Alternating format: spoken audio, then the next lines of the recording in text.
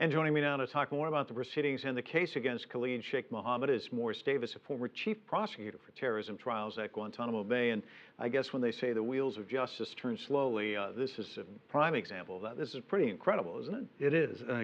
KSM has been in our custody now for more than a decade, and we're still trying to get him to court and get him tried, and apparently there's no end in sight.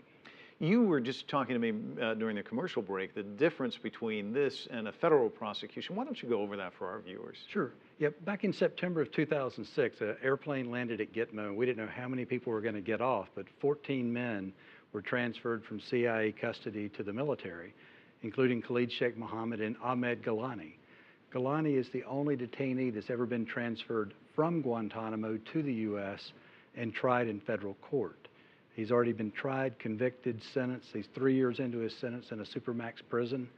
And the others that got off the plane that day are still at Guantanamo, floundering in this process that we're still trying to make up the rules as we go along. Well, let's talk about those rules, because everything seems to be shrouded in secrecy. And one of the things that came out recently is a Freedom of Information Act, which really kind of released some details about the detainees, what countries they're from, and some other things that kind of popped out. What were some of the takeaways that you got from that? Well, first off, it took a FOIA request and a lawsuit by journalists to pry that information out of the government. You know, their banner for the military commissions say fairness, transparency, and justice. But it takes a court order to get transparency. But that list came out, is from the Guantanamo Review Task Force that reviewed each case and put the detainees into different categories. And there are 46 names that are on that list that were in the indefinite detainee group, the ones that the administration doesn't want to prosecute, nor do they want to send them home. And that's the really problematic group, particularly as we wind down the war in Afghanistan. You know, our whole rationale has been we have the right to detain the enemy for the duration of the conflict. Well, the conflict's about to end.